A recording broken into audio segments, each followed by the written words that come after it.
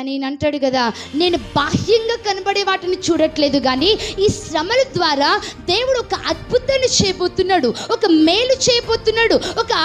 నాకు కనబడని, ఈ మనుషులు ఎవరికి కనబడని, నేనే చూడగలే ఒక ఆంతర్యమైన, ఒక మర్మముతో కూడిన ఏవో అద్భుతాలు ఆయన చేయబోతున్నాడు అని చెప్పి అదృశ్యమైన వాటి వైపు చూస్తున్నాడట. దేవునికి స్తోత్రం, హల్లెలూయా. అటు విశ్వాసం ఉందా? అటు నమ్మకం ఉందా? దేవుడు ఏదో చేయబోతున్నాడు, ఒక అద్భుతం ఏదో చేయబోతున్నాడు, ఒక వింతైన కార్యము నా జీవితంలో ఈ శ్రమ ద్వారా చేయబోతున్నాడు. అది ఆరోగ్యాన్ని మెరుగుపరచబోతున్నాడు, లేకపోతే ఈ యొక్క బలహీన కార్యాలను తొలగించబోతున్నాడు.